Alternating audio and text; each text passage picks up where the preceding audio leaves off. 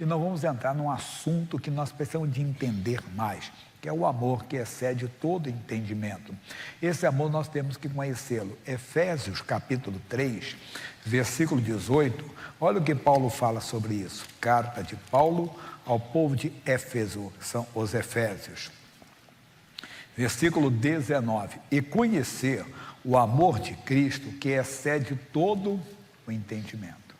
Quer dizer, a pessoa com o seu entendimento humano, ela nem consegue entender esse amor.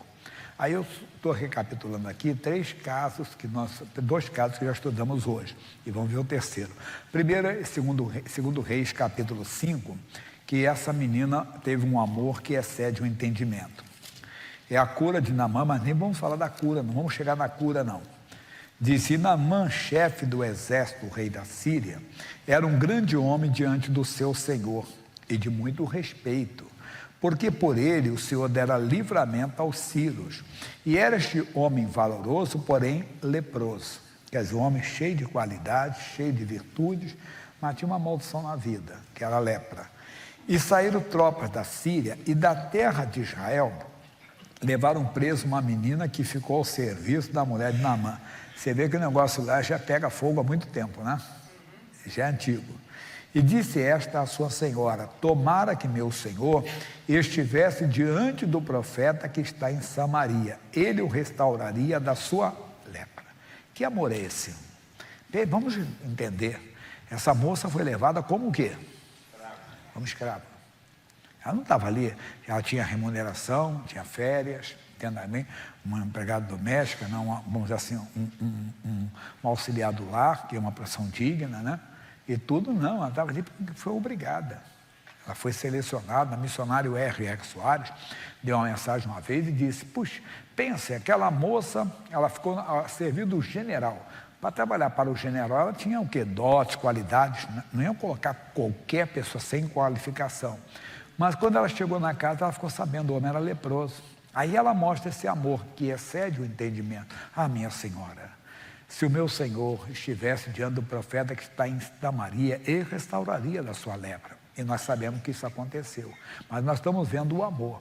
Eu fico pensando, não sei se vocês já pensaram, eu gosto de falar isso aqui. Quando o Naamã voltou para casa curado, o que vocês acham que ele fez com aquela moça? Um abraço? Um presente? Entenda bem? Colocou ela com uma posição de honra na casa dela, ou levou ela de volta para a família, ou talvez não tinha família mais, porque sabe que numa guerra acontece isso, matam, não é verdade? Você vê o que acontece, lá fora é guerra.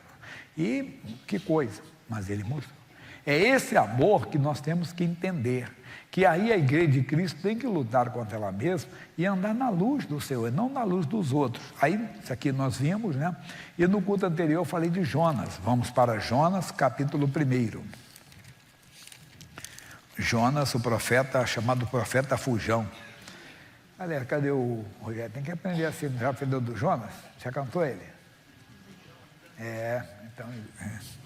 Quem cantava era o Felipe Alma. O Felipe Alma já está na glória, já foi embora, já tem que outros cantarem aí. E veio a palavra do Senhor a Jonas, filho de Amitai, dizendo: levanta-te e vai à grande cidade de Nínive e clama contra ela, porque a sua malícia subiu até mim. O que Deus está dizendo? Pregar o arrependimento. Ele tinha que pregar o arrependimento para Nínive, que era uma cidade cruel. Eles eram adversários de quem? De Israel. Sendo adversário de Israel, Jonas tinha que pregar para eles. Aí nós sabemos, Jonas não quis não. Jonas se levantou para fugir de diante da face do Senhor para Tarsis, e descendo a Jope, achou o navio que ia para Tarsis. Pagou, pois, a sua passagem, desceu para dentro dele, para ir com eles para Tarsis, diante da face. O quê? Não, isso não, vou embora. Não quero mais saber disso não.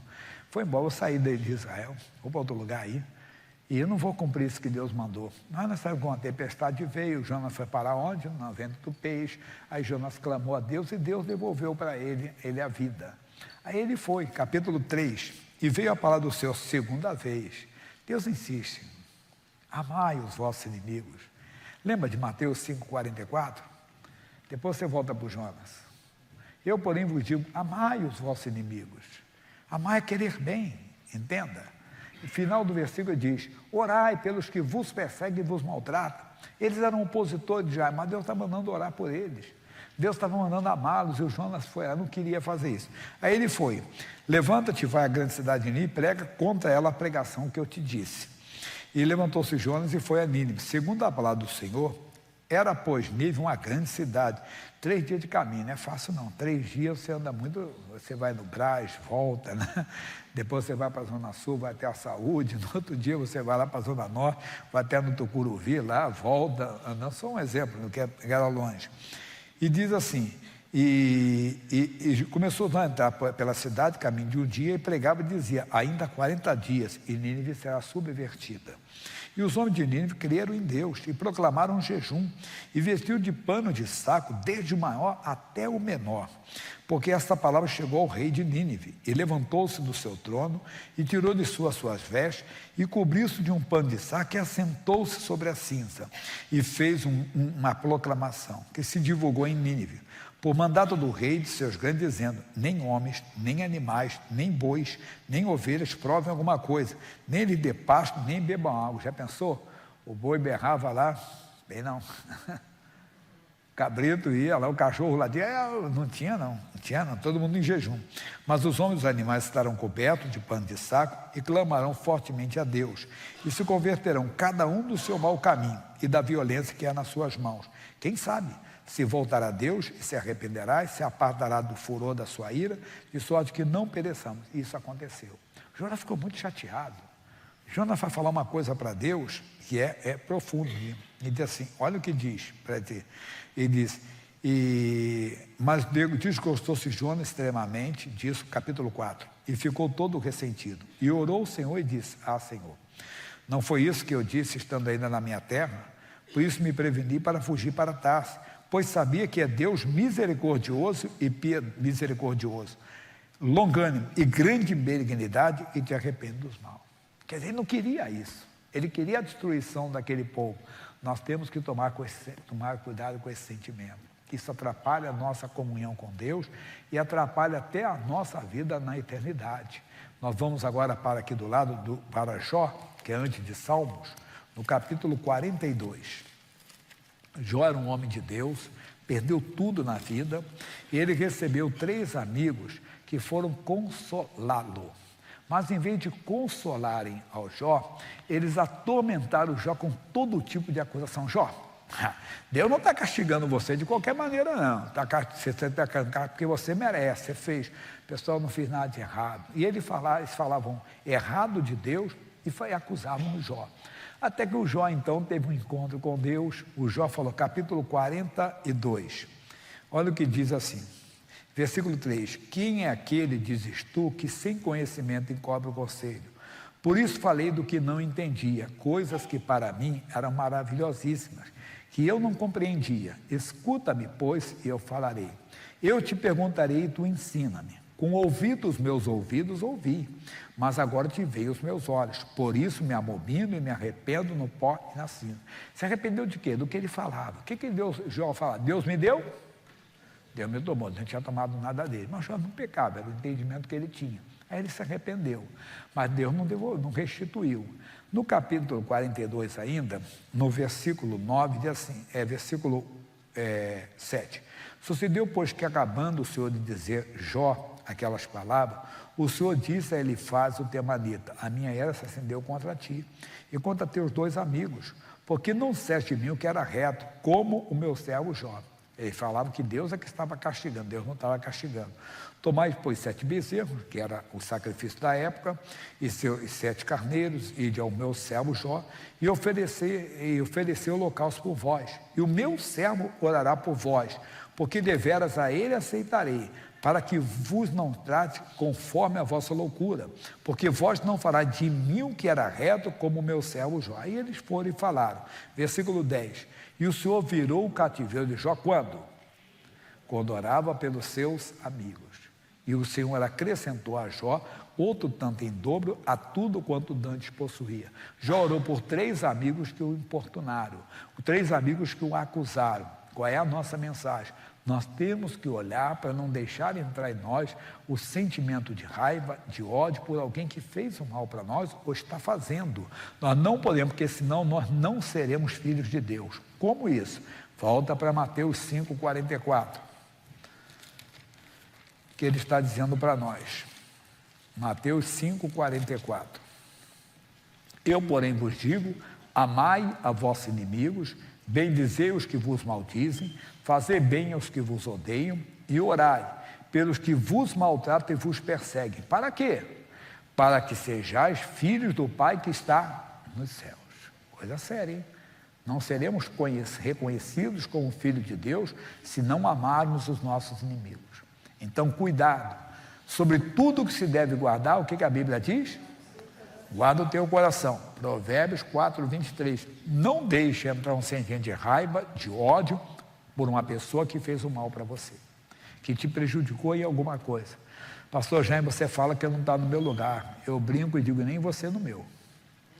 Quantas vezes eu tive que vencer a mim mesmo?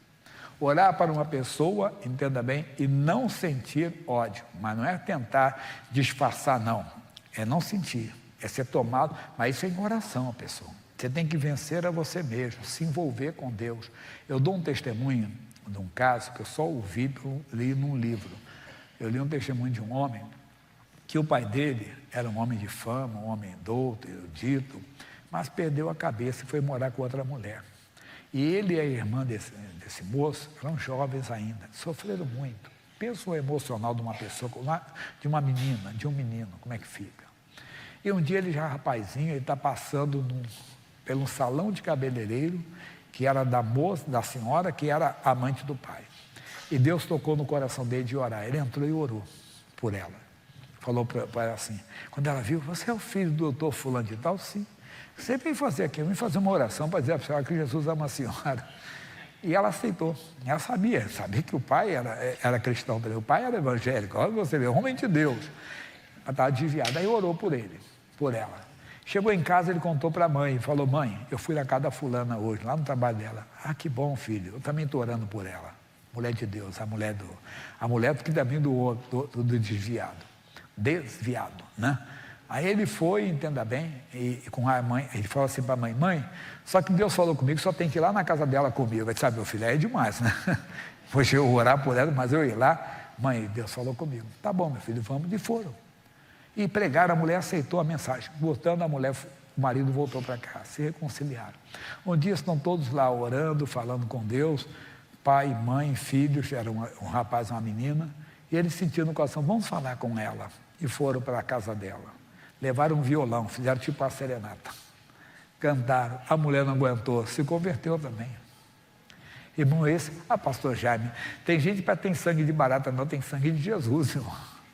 Porque tem que ter isso em nós. Qual? Filipenses 2:5.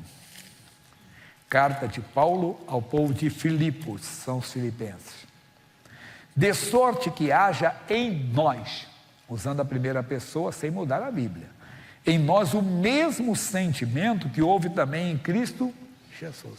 Porque ele era Deus, né, pastor? Ele tinha isso. Ele não era humano para sentir o que nós sentimos. Olha o que está falando a seguir. Que sendo em forma de Deus, não teve por usurpação ser igual a Deus, mas aniquilou-se a si mesmo, tomando a forma de quê? De servo, fazendo-se semelhante a quem? Aos homens. Quer dizer, ele sentia fome, lembra que ele teve fome? Ele sentia sede, lembra que ele sentiu sede? Ele sentiu dor, quando pregaram ele na cruz, ele sentiu dor, sabe o que é dor? Ele sentiu. Uma pessoa estava dando um testemunho hoje, que ela estava sem sensibilidade na mão, mão dormente, tu não sentia nada. Ela foi na igreja e ficou curada na reunião com o missionário lá. Ela disse que foi até engraçado, que ela foi colocar a mão no lugar, espetou a mão, ela ficou tão feliz que sentiu a dor. Que ela não sentia, ela sentia, voltou mesmo, estou bem mesmo, que ela estava sentindo, e ficou. Ele sentiu tudo isso, mas ele venceu a si mesmo. Então é isso que nós precisamos, ter esse sentimento em nós, de não ter ódio pelo nosso semelhante, mesmo que seja uma pessoa que tenha nos feito mal. Aí vamos voltar para Mateus 5, 7, capítulo 5, versículo 7. Bem-aventurados os misericordiosos, porque eles alcançarão o quê? Misericórdia.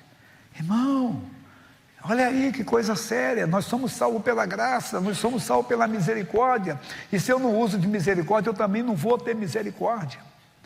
E não esqueça que a Bíblia diz que o homem devia um dinheiro para o rei, e o rei perdoou, que era uma grande quantia, porque ele pediu misericórdia. Depois ele foi cobrar, entenda, de um homem que devia muito menos para ele, e ele não perdoou, mandou prender o homem. E quando o rei ficou sabendo, não mandou anular aquele perdão.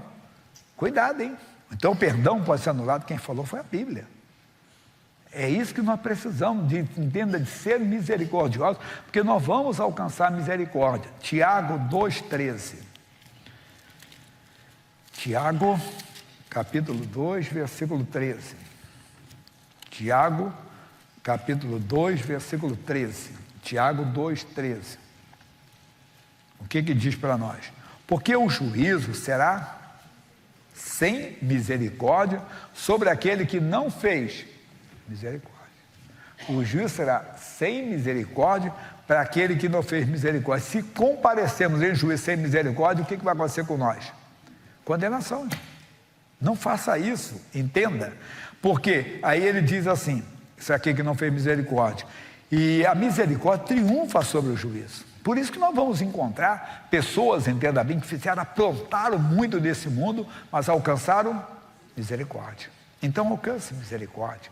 Como? Fazendo misericórdia, olhando para o seu próximo com misericórdia, entendendo qual é a vontade de Deus.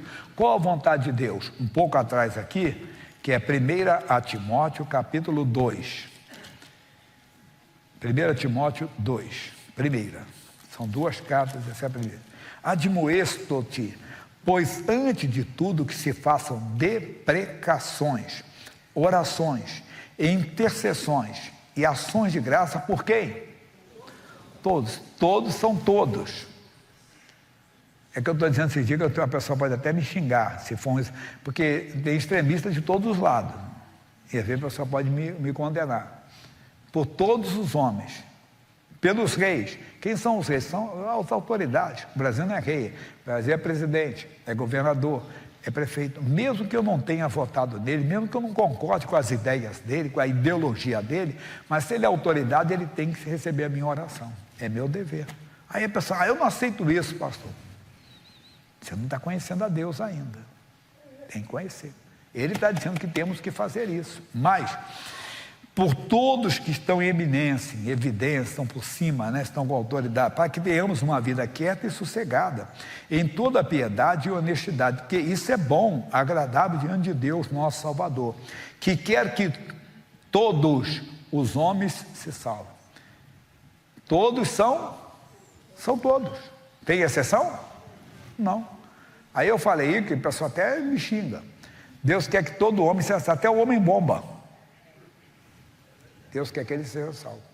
Pastor Jair, claro, se ele explodir ele mesmo, vai explodir os outros também, mas ele vai explodir e não vai ser salvo, porque não, ainda que a religião dele diga que ele vai para algum lugar, ele vai para o inferno, porque ele não vai ser salvo. Não matarás. Guerra é uma coisa, entenda bem, a pessoa fazer outra coisa é outra, né? Você não está numa guerra é outra coisa, você está a servir da sua pátria, da sua nação. Não é que eu seja um soldado, sou um soldado, no Brasil esteja em guerra com outro país. Eu sou um soldado, estou lá com a minha metralhadora, entenda? Eu estou lá, mas não é nem para lá não, eu sou um policial, entenda bem? Eu estou no estrito cumprimento do dever legal. Então, às vezes, um policial às vezes mata uma pessoa no serviço, não acontece isso? Não é isso que está falando, não é isso. Ele está na lei, está no estrito cumprimento do dever legal dele, de fazer aquilo ali. O que eu estou dizendo para você é não deixar sentimento que vai atrapalhar a sua eternidade com Deus. Que vai atrapalhar, porque Deus quer que todo homem seja salvo. É que eu digo, todo brasileiro seja salvo, todo argentino, todo judeu, né, todo árabe, Deus quer que eles sejam salvos. E se eu cair aí na pilha dos outros, não, mas eu não posso. Não é concordar. Claro que nós temos o sentimento natural de ficar de um lado, mas nós temos que ficar do lado da palavra de Deus. E nem todos conseguem. Então ele diz assim, porque quer que todos os homens se salvem e venham ao conhecimento da verdade. Cuidado, igreja. Não perca o melhor de Deus. Não perca o amor de Deus. Nós precisamos disso. Nós vamos ver o caso de Davi. Vamos lá para o Salmo 51. De um homem que pecou ao extremo, irmão. Pecou muito. Mas ele pediu para Deus, o que tem misericórdia de mim, ó Deus, segundo a tua benignidade. apaga as minhas transgressões, segundo o quê? Multidão das tuas misericórdias. Esse Davi, que estou falando aqui, ele usou de misericórdia com Saul. Em 2 oportunidades, o homem que queria matá-lo ficou nas suas mãos. E ele disse, ai de mim, tocar no ungido. Então ele usou de misericórdia, ele teve misericórdia. Aí ele vai, entenda bem, e fala para Deus uma coisa profunda. Versículo 11, não me lances fora da tua presença, não retires de mim o teu Espírito Santo. Só não queria eu perder o reino de Deus. Torna a dar-me a alegria da tua salvação, sustém-me com espírito voluntário, disposto a obedecer. Nosso versículo, então ensinarei aos transgressores os teus caminhos, e os pecadores a ti, quer dizer, a mesma misericórdia que eu recebi, eu vou dar. Lembra do Pedro, o que eu tenho isso, então ele teve misericórdia de Deus, ele pode dar misericórdia. Nós estamos aqui pela misericórdia. Não estamos aqui por méritos, não estamos aqui porque somos bonzinhos, não, porque Deus nos escolheu. Por que nos escolheu? Porque nós abrimos o coração. A escolha não é aquela coisa individualizada, a escolha é o que vem a mim, eu de maneira alguma vou lançar. Você veio, Deus te salvou. Então veio, foi ele que escolheu. Como é que ele escolheu? Ele deixou lá o anúncio, o que vem a mim. Então quem é que vai escolher? É o que vai a ele. O senhor hoje falou uma coisa importante numa das mensagens. Nós pedimos, Deus, venha a tua presença sobre nós. Nós é que temos que ir na presença dele. Deus, eu quero a tua presença, eu almejo a tua presença, eu desejo a tua presença, eu preciso da tua presença. E você não vai andar na presença de Deus se você não estiver na palavra. Então Davi pediu isso para Deus. Ele entendeu tanto que no Salmo 101, cantarei o quê? A misericórdia. E o juízo. A ti, Senhor, cantarei. Claro que temos que anunciar, haverá um juízo. Eu estava falando de um livro antes, que eu me lembro do autor, depois o pastor Leandro passou para mim, que é W. Grande, e ele fala sobre isso, a maior reunião de todos os séculos. Naquela reunião, sabe quem vai dar lá? Pedro Álvares Cabral. Que isso? Vai estar. Mas vai dar Leonardo da Vinci, vai estar lá. Hitler vai estar lá. Mussolini vai estar lá. Stalin vai estar lá. Todos os presidentes do Brasil estarão lá. Todos os governadores de São Paulo. Mas eu estarei lá, você estará lá. Ninguém vai fugir dela. E quem não for com a misericórdia, coitado, vai perder. Não adianta ter sido bonzinho, tem que estar na misericórdia ali. Então é importante isso. E nós temos que pregar a misericórdia para os outros. Pregar esse amor de Deus, porque senão nós não conhecemos a Deus. Não fique ofendido com a palavra, porque é ela que vai falar para você. 1 de João 4,8. Desculpe dar bastante versículos, mas é que eu dei tudo agora de uma vez só, que no outro eu fiz em 2 partes. É que eu tenho outra coisa para dar para você daqui a pouco. 1 de João 4,8. Aquele que não ama não conhece a Deus. Por quê? Deus é amor. Então, se eu não vai ter, eu tenho que ter o quê? O mesmo sentimento que havia também em Cristo Jesus. O que ele tinha? Amor. Eu tenho que ter amor. Amor por quem? Por todos os homens, por todas as pessoas, porque Deus amou o mundo, de tal maneira que deu seu Filho unigênito, para que todo aquele que nele crê não pereça. Esse é o amor de Deus, para todos os homens. Eu tenho que dar esse amor, eu tenho que levar esse amor, e isso vai funcionar. Igreja de Cristo, acorda. Igreja que desperta. Nós precisamos de conhecer esse amor que está acima do nosso entendimento, acima da nossa compreensão. Aí voltando para terminar essa parte, né? Que depois eu tenho uma história para contar para vocês aqui bonita, e aí depois sim que nós vamos orar e vamos fazer a oração. Vamos para, primeira, deixa eu pegar aqui para você, que eu coloquei aqui, primeira carta de Paulo aos Coríntios. Isso vai nos ajudar bastante. Capítulo 10, versículo 12. Alerta, alerta, qual? Está aqui. Aquele, pois, que cuida está em pé, olhe para que não caia. Irmão, está em pé, glória a Deus. Mas olha, vigie para você não cair. E se vê alguém cair, não julga não, ore pela pessoa. Faça como fez Jesus com Pedro. Pedro, o diabo queria te cirandar como trigo, mas eu roguei por ti. Rogue pela pessoa que está caindo, rogue pela pessoa que está desviada, ore pelo aquele que se desviou, ore para aquele que se levante, e você vai ver que isso vai ser agradável a Deus. Daqui a pouco tem mais.